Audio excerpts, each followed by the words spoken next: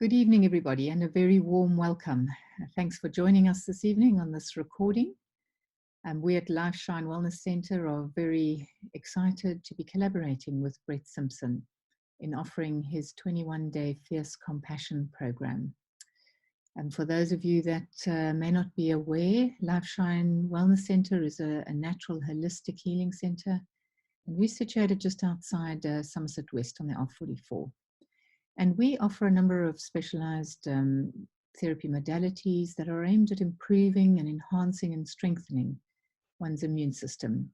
And so obviously to treat a variety of different chronic illnesses, but also just to enhance and improve one's overall well-being, just by detoxing and strengthening one's immune system.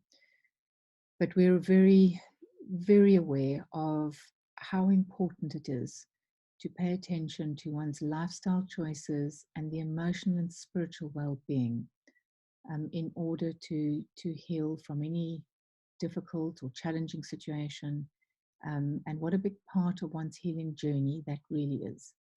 And so in this light, we are very excited to have Brett on board in offering this Fierce Compassion program, because Brett has really walked that journey himself over the past many years, and through that has distilled the essence of what it takes in order to achieve health again. And this has been culminated in this very rich offering, this 21-day Fierce Compassion program.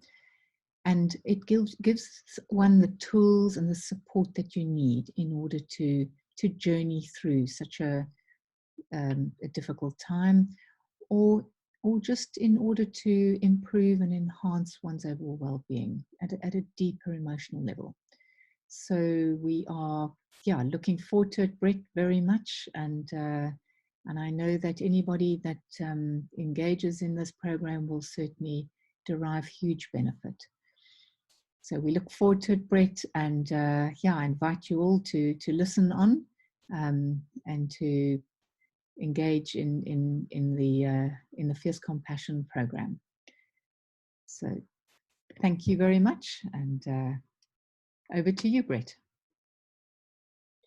Thank you very much, Helen. Much appreciated. So this webinar is essentially composed of two parts. One is the launch of Fierce Compassion, which is a program that I've developed over the last 4 months with single-minded focus, that has been in the works for the last 13 years since my cancer diagnosis. And the second part of this is really around what influences our immune system, how our emotions play a role, how our thinking plays a role, and what essentially well-being actually is, and the science that sits behind it. So I'm hoping to influence you or sell you on your own ability to be able to kind of attach to, lean into, and explore techniques that are scientifically supported that really are going to support your immune system. And I'll give you enough evidence, I'll give you hopefully enough tools so that you can actually take this and actually start applying it into your life. So if you're interested in the Fierce Compassion program, awesome. If you're here just to get a little bit of insight around some really powerful information that I've learned from a lot of people over a long period of time, built into my life, and really experienced the effects of it, then you're in the right place too. So let's get cracking. Whoa. Okay, cool. So Fierce Compassion, the reason why I've chosen the name Fierce Compassion is very intentional. So compassion, in my belief system, and again, this is just mine, is that the world lacks compassion. And the reason why we are in so many states of trauma globally, I believe, is because of a lack of self-compassion. And to substantiate that, everything that I'm presenting tonight is around self-compassion. It's about understanding what influences our immunity, our feeling, our thinking, which ultimately ends up in our physical health. And it's using compassion in order to be able to look at what we need. And very empathically be gentle with the things that we're not doing to support our well-being and our immune system, but also take some tools and take some knowledge and start to experiencing it. So we start to improve and encourage self-compassion. I put the word fierce in the front because I think at this time in our world, I think it could never be more important to be devoted and strong-willed about the need for compassion. But as I go through the talk, you'll probably understand the depth of why I've chosen those two words and put them together for the title of this 21-day experience.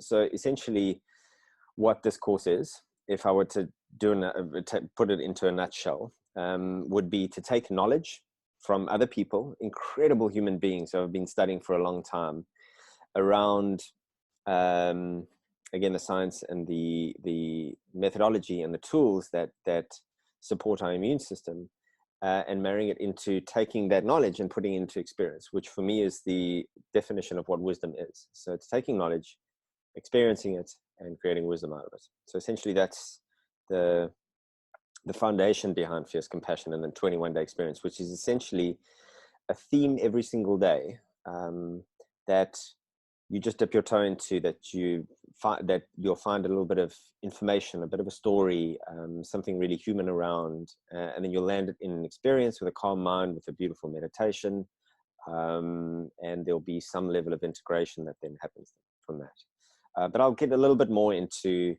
what the practical side of what Fierce Compassion, the 21-day experience, looks like and might feel like, and you might have as far as expectations. So what I'm going to cover in this talk essentially is up on your screen at the moment. So the C words. So this was originally around those people who are affected by cancer. It can be somebody who's essentially been through cancer and is now trying to pull their life back together. It can be somebody who's supporting somebody going through cancer and is sitting there going like, I don't want this. How do I support my immune system? How do I tap into this well-being and wellness thing that is being spoken all around the world? Or it can be somebody who's never had cancer and is going like, I really need to keep myself strong, and I want to make sure that my family have the least chance of having an autoimmune disease or something like cancer. The caveat is that you have the willingness and the capacity as well to be able to actually process information. So when you're going through a cancer journey, it's usually quite hard to be able to take in new information. You're really dealing with a highly stressful situation that is that compromises your mindset around taking in new information. So essentially, that's why capacity and willingness are really, really critical for me around being able to do this.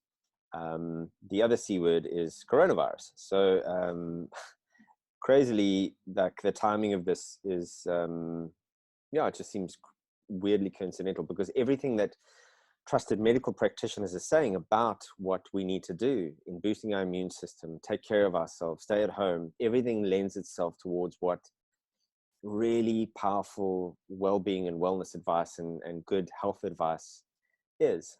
And for me personally, the coronavirus feels like, not to be too dramatic, but in truth, this is my experience, it feels like the world has gotten cancer. And the reason why I say that is because I've noticed myself going in from a bit of panic and unknown and not understanding what the prognosis or the diagnosis is, and being a little bit overwhelmed because it's frightening. And then going into Netflix and watching and ignoring it, and going into a little bit of distracting myself, so positive distraction or denial. So I find myself kind of swinging between those two, and then slowly softening down to a level of acceptance. And this is the journey of a cancer patient with a fresh diagnosis. It's really, really challenging. So there's so many similarities that I find between cancer and corona, from a global perspective and from the mental and the emotional space. That said, let me get into what I'm going to speak about. So we've got 2 case studies, and this is really going to set the tone and the seed of how powerful this work is. And again, it's from other people. I'm merely curating the content. I've applied this to my life. My life is completely different today to what it was a year ago, to 5 years ago, it's ridiculously different. So it's what this information is and being able to see the potential of what it's capable of doing. And it's easily searchable case studies, so you'll be able to take a look and verify for yourself. Who are you trusting is the next thing. And I actually put this in for, I hope you trust me, but my girlfriend, when she was kind of copy editing, found, she was like, wow, Brett, that's a powerful question. And her interpretation was that, are you trusting yourself? And with the world as crazy as it is, and us being so disconnected from our intuition and our inner wisdom, what I hope you get from this is that there is great value in starting to trust yourself, and techniques that you're able to actually anchor in understanding what your intuition or what your personal guidance or your wisdom is trying to tell you, because I find that it's a pillar and it's a very powerful one. The next two things I want to speak about quickly is spontaneous healing. So spontaneous healing comes from spontaneous or radical remission by a woman named Kelly Turner, an amazing PhD doctor. She really traveled the world and tried to unpack through research, or not tried to, she successfully did, what people who had these miraculous recoveries from cancer did in order to heal themselves. And essentially this distilled down to 9 pillars, which I'll share in this program. But what a better place to learn from what health really means from people who've gone from completely terminal diagnosis to healthy, probably healthier than we are right now, in a period of 2 years or 3 years, who were facing death.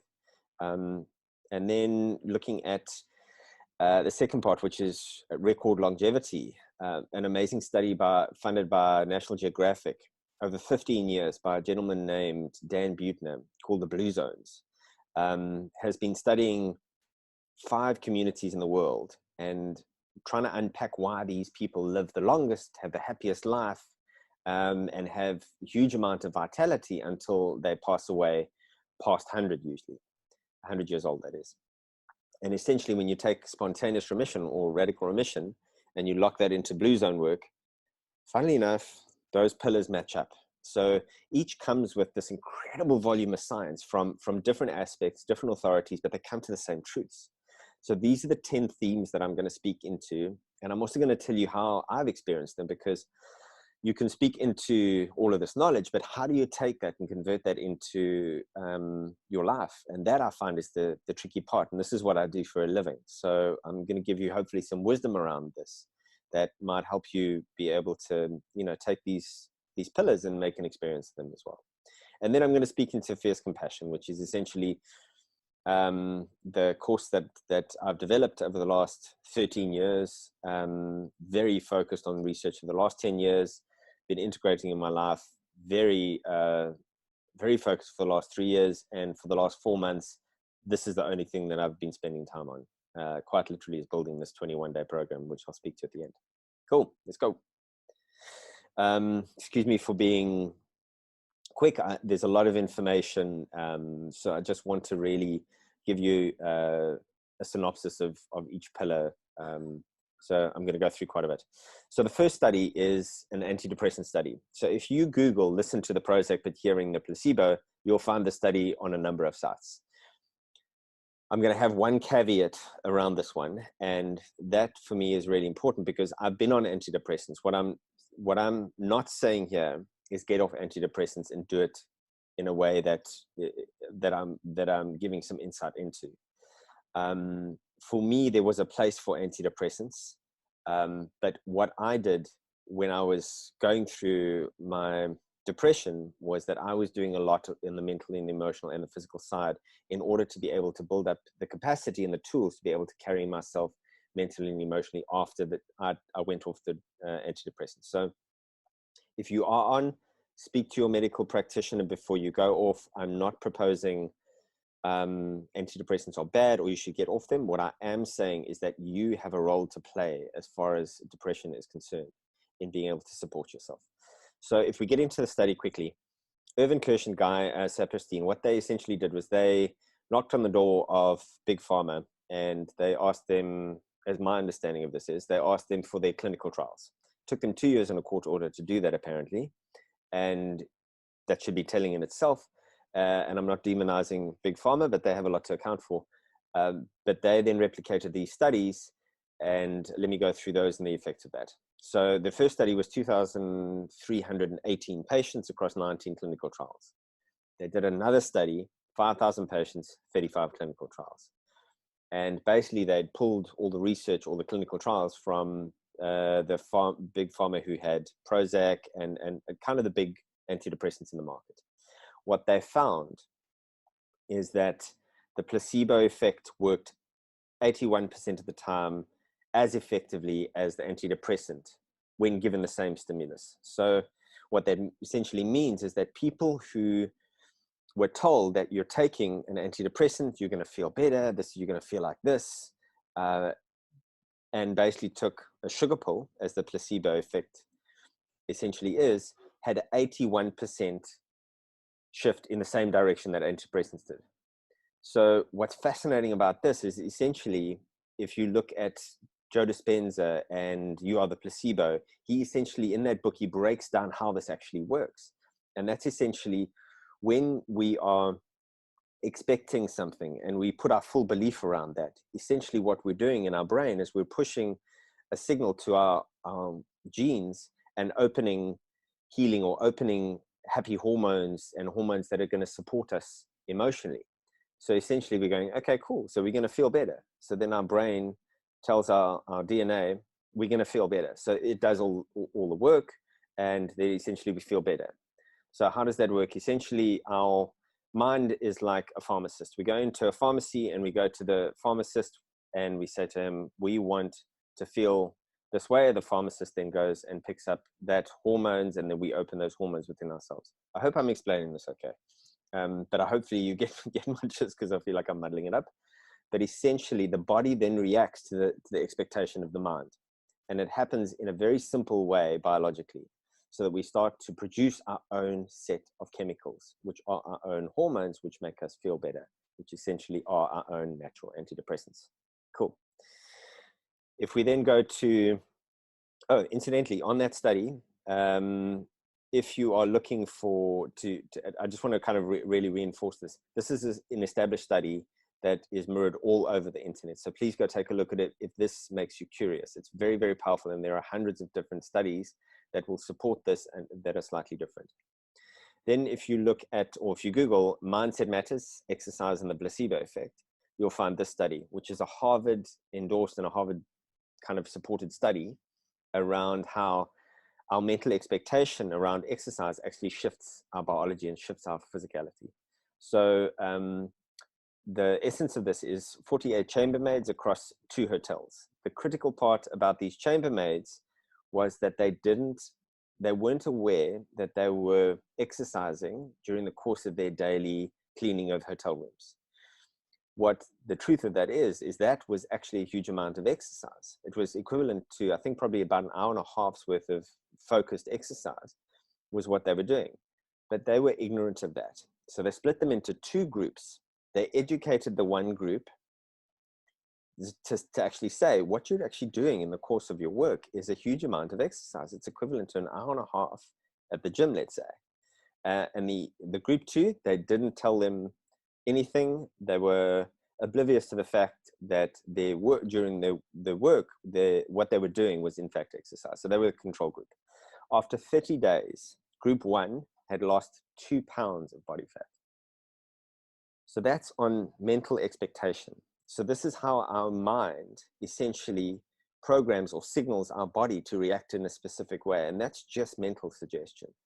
And I know that might seem a little bit challenging to absorb or to believe. And that's why I've chosen this as something that is searchable. So essentially, for the placebo effect to exist, there needs to be the right conditions, an expectation from the mind, and there needs to be a valid meaning. So exercise essentially was meaningful for the chambermaids, that it's a positive thing. Expectation was for at least group 1 that, wow, this exercise is making them physically strong. So their minds then reacted and then started to biochemically start to shift things, and the body reacted to that. Okay, so this is what's possible, and what I'm sharing is actually going to probably kind of come through in the pillars that I'm going to speak into. This is what I originally put in, that my girlfriend gave me a new meaning around, but who are you trusting? So I'm a big believer of experiences is one of the best teachers, and hopefully I'll never go through this experience again, but it taught me a huge amount. It gave me the greatest gift of I share now. It's given me meaning in life. That the positiveness that's come out of my cancer journey has been absolutely phenomenal. So here's a little bit of my story very briefly, just because it ties into what I've presented and will present. So I was misdiagnosed 4 times with cancer on my lip. Squamous carcinoma. It was caught very late. I had 2 operations, one on my lip and one a bilateral neck dissection from ear to ear down to my chest, and basically everything that was connected to my lymphatic system removed. Then I had radiation on the right side of my face. I can't grow a beard now, which is very disappointing because beards are cool. Sorry, I use that a lot. And my 4 doctors gave me this gift of belief. And this is how it happened. So 3 years after I was clear, I went to one of my doctors who did the surgery. Beautiful human being, really empathic, kind human. I took him some flowers, bizarre, guy to guy, South African boy to South African man, and a card to say, thank you for saving my life. And he got quite emotional. He dropped his defenses. I got quite emotional. And he basically said to me, his exact words were, you had the most aggressive Rottweiler we've ever seen, and we told you you had a Chihuahua. And I just said, whoa, whoa, whoa, whoa, whoa. And he said, Brett, like, we needed you to really believe that you were going to make it, because in our experience, people who tend to believe that they're going to make it tend to make it. And I'm not talking about believe as in I believe I can do something. It's believe as in the sky is blue. I believe the sky is blue. I believe I am human. So it's that level of attachment to a way of thinking, or a group of thoughts. And that's where I discovered psychoneuroimmunology, which is a big lacquer word that makes me look quite fancy, but it's really quite simple, which is really means your mental state of intent connected with your emotional state of feeling, where those two combined essentially is where your body then responds biochemically and essentially starts to engineer the placebo effect. So whatever you start to think and feel combined essentially kind of moves your body into a specific way. And if you look at things like The Secret and Abraham Hicks and all of that, it kind of ties up with the law of attraction, but this is physical. And since then, my life has completely changed. And it was that truth. The cancer, not the cancer, it's, well, the cancer, yeah. But it was my understanding around the strength of my emotional feeling combined with my mental state of intent and what that can potentially do within my body. It's phenomenal. And there are incredible healers around the world. And what I'm about to present to you is not just 1 or 2 people. There are hundreds of people in every single one of the pillars that I'm about to present to you that essentially have dedicated their entire lives to proving that pillar scientifically. So I hope what's coming is going to resonate with you, because it's really completely shifted my life. So I'm going to start with gratitude. Gratitude, if you take anything from what I'm presenting today, is that gratitude will change your entire life, done consistently over a long period of time. It literally rewires your brain through your hormones. So the more that we think grateful, the more this neural pathway starts to get cemented. And the more we are grateful, the more that we start to feel into it. The more we start to feel it, the more chemicals that we produce in ourselves, or hormones that start to put us into a good space. And that good space is called the parasympathetic nervous system, or a state of parasympathetic. When we're in a sympathetic, that is flight, fright, or freeze. When we're in parasympathetic, our body goes to rest, digest, and heal. So the more that we can move our emotional state of feeling to a state of gratitude and value of what we've had and have and appreciation, we move ourselves into this beautiful state of parasympathetic, where we feel connected, where we feel content, where we feel love, where we feel compassion. Hence the name, compassion again. And there's a really interesting study around this. So 180 nurses about 60 years ago, about 60 to 70 years ago, went into this nunnery. And excuse me if I get the terminology wrong, but it's a 50-year study, and they wrote a letter around their life beforehand when they were going in, and they basically took these letters and they separated them into two piles. The one was positive gratitude. So these nuns that were really had seen their life through these grateful eyes and these blessed, appreciative eyes, essentially. And then the other group was essentially people who are like, oh, this was a problem or this was a challenge. So that focused on the negative things, focused on things that are going wrong in their life, focused on the lack. So, and they tracked them over 50 years. And what's powerful about this is that it's a good control study. It's because you're going into a nunnery, you're kind of eating the same food, you're exposed to the same environment, you're the same lifestyle. Very powerful and very important that. And what they realized after these nuns had passed was that 85, to get to 85, okay, let me take that back. So 90% of the nuns who were in the grateful and the appreciative heart space lived past 85. Whereas those who saw problems, who saw challenges, who focused on lack, only 34% of those nuns got past 85. And that's telling. And there's a huge amount of science behind this. If you look at the site positivepsychology.com, it's staggering. There's over 50 studies that I found, and I just went down this rabbit hole. And my personal experience around this one is I started a gratitude practice a couple of years ago, and it was just 3 things that I'm grateful for. Nothing happens overnight. So over 3 or 4 weeks, what I found is that, well, the first couple of weeks, it's an effort. Then it becomes neutral. And then it becomes something that becomes a bit of a ritual. And it's like, oh, I can feel this good feeling. And then suddenly I start to carry that gratitude into the rest of my life. And that's where things start to change.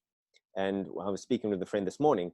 It's like, you can't have gratitude in your system, in your mind, in your heart at the same time as you got fear. It's one or the other. So if you can get into, especially in this coronavirus, or if you're going through cancer, gratitude is powerful. It can be tough at first, but it's very powerful. It will shift your entire life.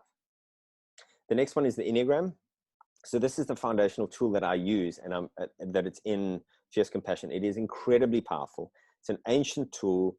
It's around profiling our personalities, around how, but really our motivation behind them, our style of thinking, feeling, and action. And it's a mirror because it really helps us understand how we've created this behavior, how we think, how we feel, how we act, how we show up in life. And it's not, you are this. It's around, this is who you've created yourself to be. This is how you've created yourself to think, to feel, and to act.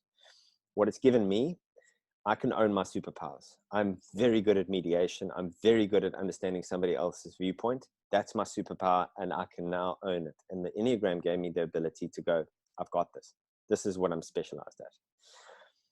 And to be honest, around weaknesses, what I've been challenged by my whole life up until this point, because I like to put that on, is around confrontation and conflict. In my past, I've run away from conflict.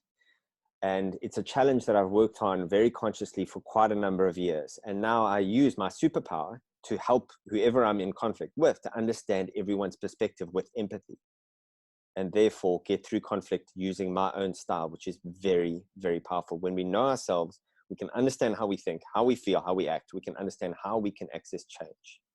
Very, very powerful. Self-acceptance it's giving me that. It's the most powerful guide I've ever had in my life.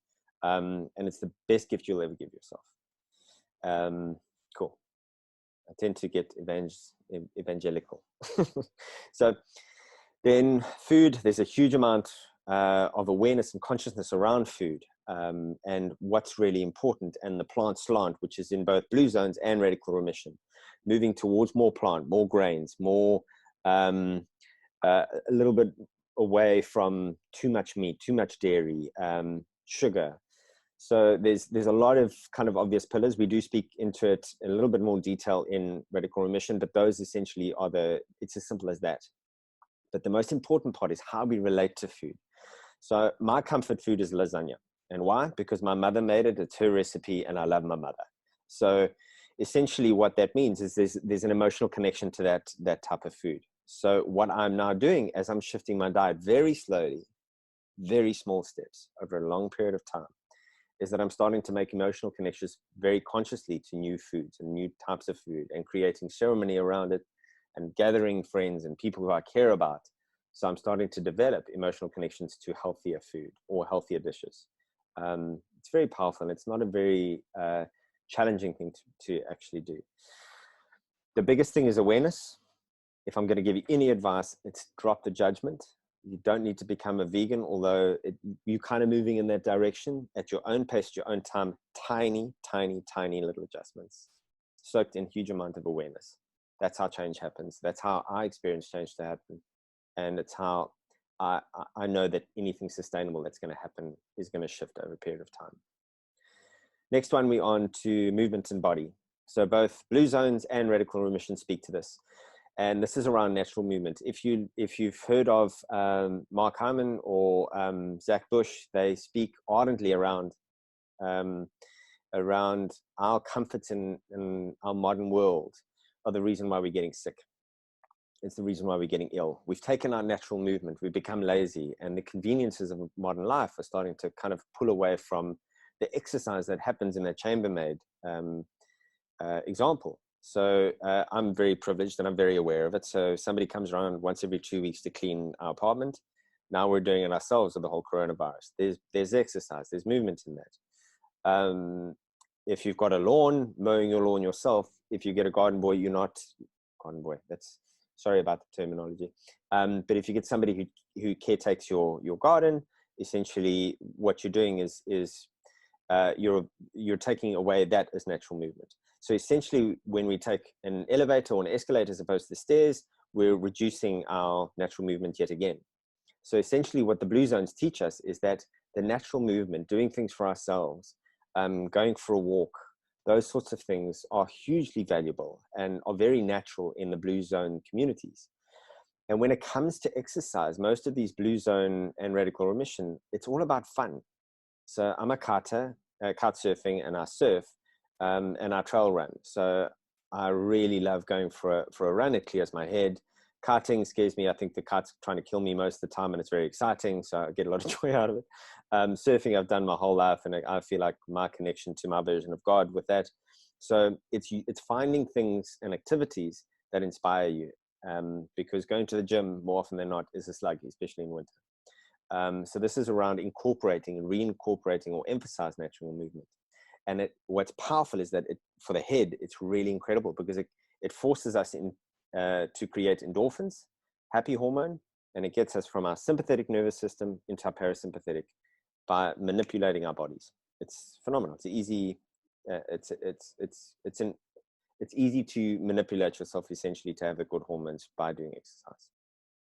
Rest and relaxation. So if you've watched what's that movie, Eat, Pray, Love by Elizabeth Gilbert, she went to Italy for the reason of dolce far niente. Excuse my lack of Italian, but it's around the sweetness of doing nothing. It's about taking time out and connecting with yourself essentially. And the Sardinians in Italy have a very interesting reason for their longevity. Well, there are a few. One is they've got the men who have more daughters live longer. Not too sure why. It's quite funny. I'm sure I can come up with some interesting things. But what's fascinating is that they've still got shepherds and farmers, and the shepherds are the one who live the longest. So they tend the sheep, and for a lot of the time, they're in the observing role and wandering around with their sheep. So they've got a still mind, and they're taking rest and relaxation. So there's a huge amount of value in just taking that time out.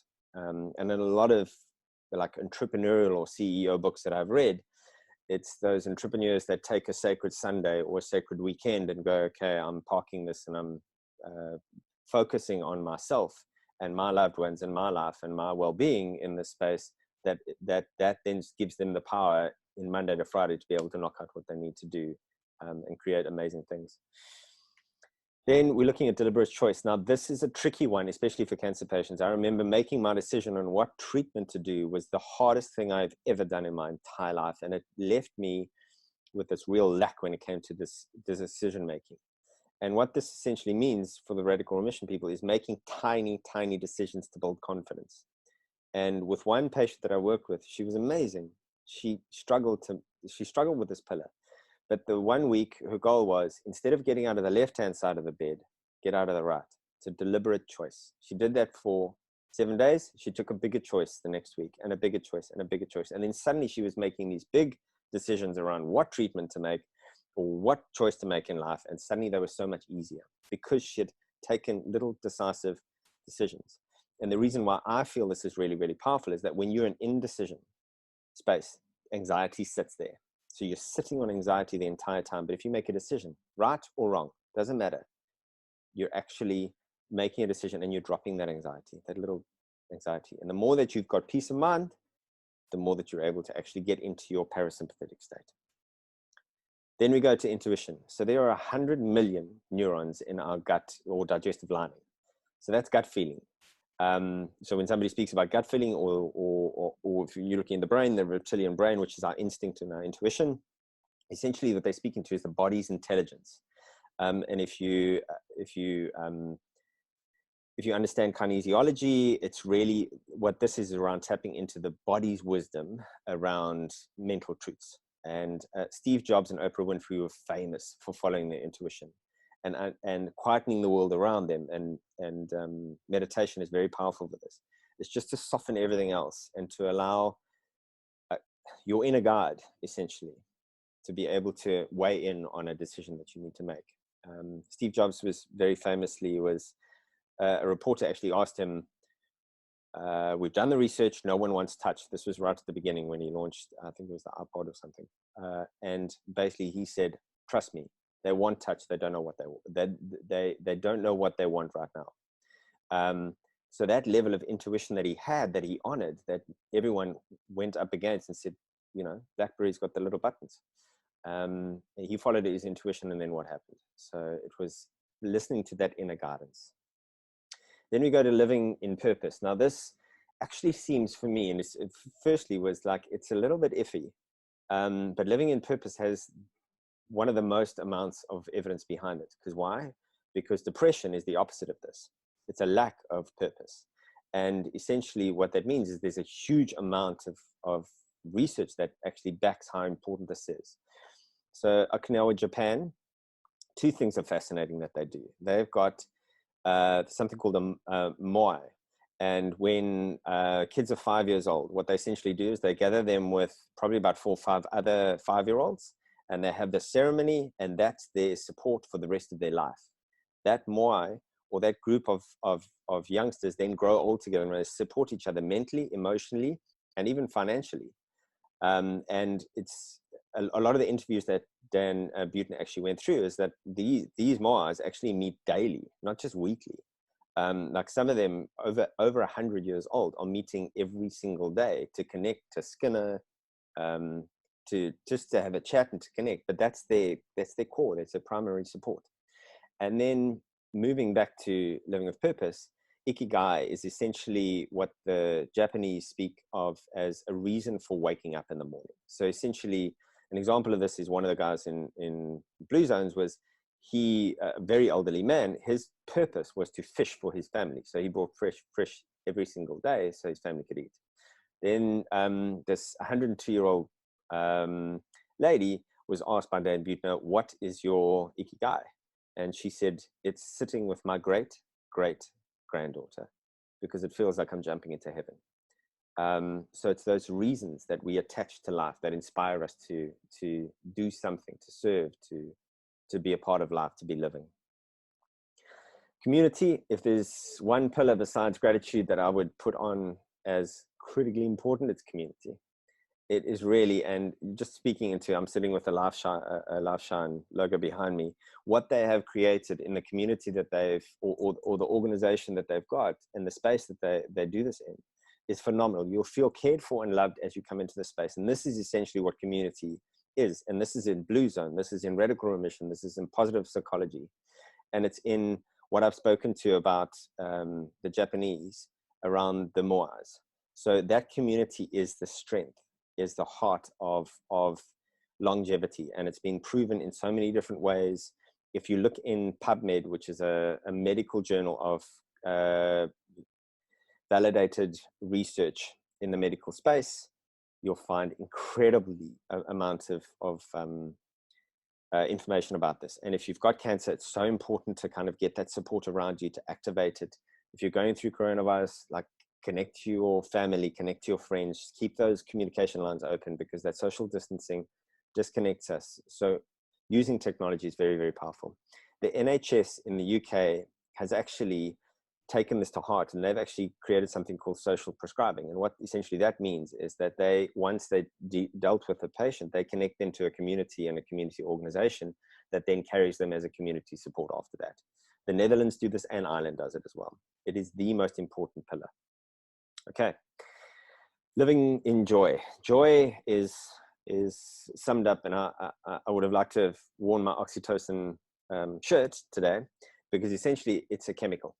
And the chemical is brought around when we get into our hearts. When we take our hand and we put it on our heart like this, immediately our pituitary gland starts to secrete oxytocin.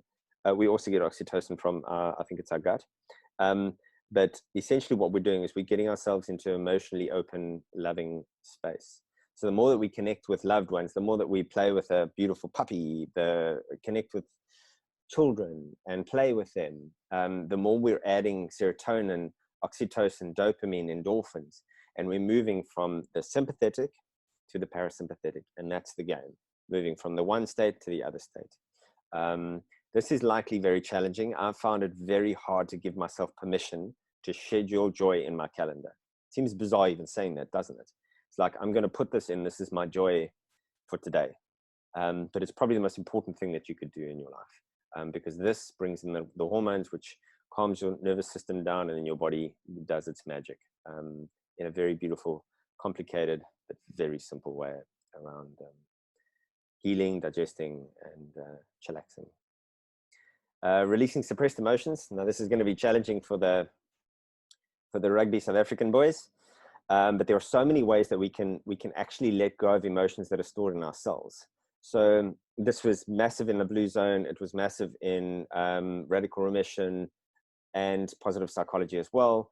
So undealt trauma. So if we keep on suppressing and keep on cowboying through tough stuff, we end up pushing stuff into ourselves, which is actually cortisol, into ourselves and trapping it in there. So what that essentially does is this: if there's no release of that, we actually start to store stress hormones in our cells. So, and what that creates is ultimately disease. And there's a huge amount of studies that are starting to come out that are starting to prove a correlation between specific emotional blockages and specific cancers.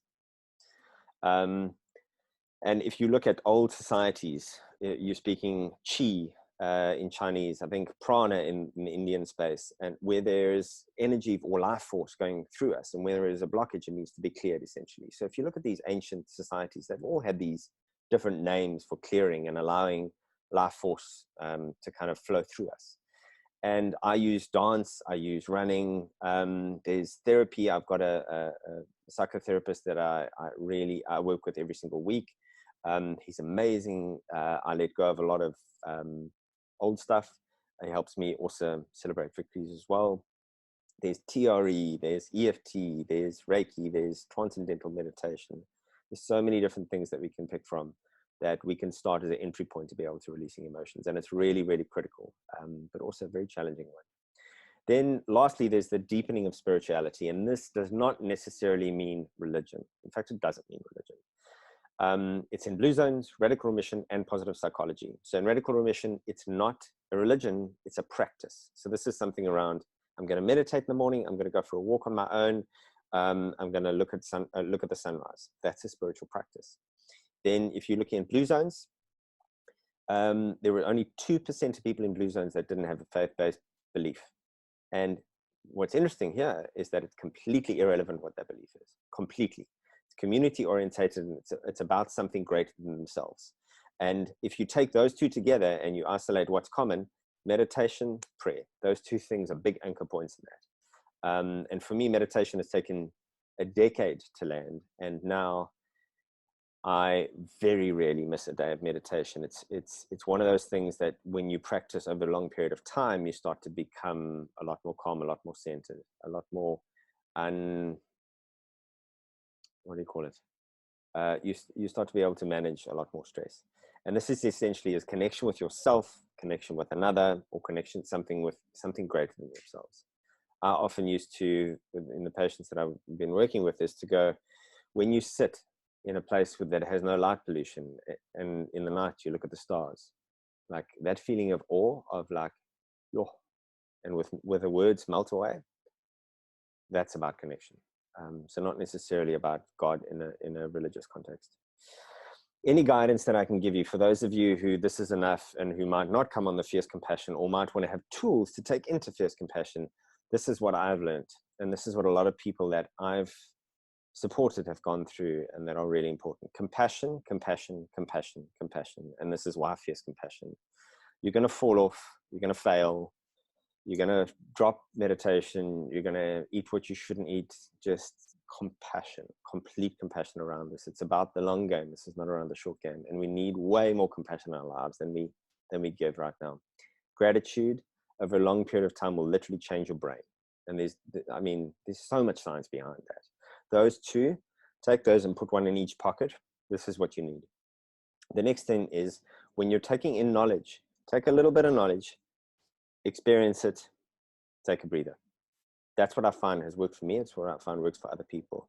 Taking a huge amount of knowledge and then chasing all of this experience, there's only a few people on the planet who really can make that sustainable.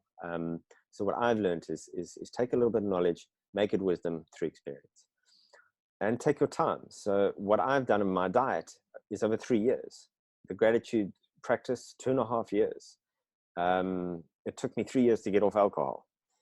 So it's taking it over a long period of time. And even if you look at radical remission survivors, they've taken 2 years from a terminal prognosis to be able to implement like processes and healing and tools that are consistent and completely integrated into their lives. So it's about like exploring, it's about touching into it and then looking at and reflecting and seeing what works. And small, tiny steps.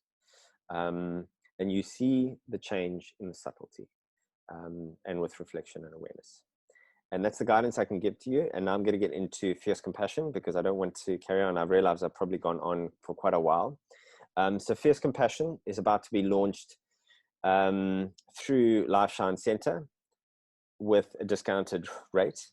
And we will send a link. So if you could just contact us either through LifeShine or brettwsimpson.com, we'll send you the link that you can purchase it at a discounted rate.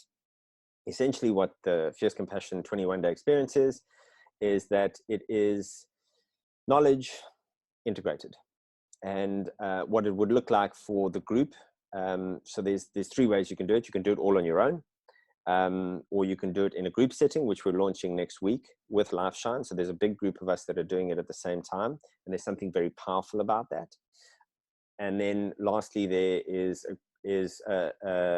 individually supported, which I then support people going through that specific journey themselves. What the group is it's an hour-and-a-half group introduction or webinar. It'll help you understand what to expect, what is incorporated. You'll basically hear a lot of questions and answers at the end of that as well, which is all the participants asking questions, which is very, very powerful. Again, that's the community. There'll be a 15-minute one-on-one individual Enneagram session. I've built into this system that you can actually get to your own Enneagram type. But this is for those who are a little bit uncertain to go, I need somebody to help me lock in. That's what that 15 minutes is about. Enneagram guidelines to what your archetype might be more vulnerable to as far as getting to the end of the 21 days and leveraging the superpower on what you're really, really good at. Then there's 4 healing-focused video tutorials, which essentially bookend each week, and then one on the end. Essentially just to give you a bit of an intro on what to expect that week and what to prepare.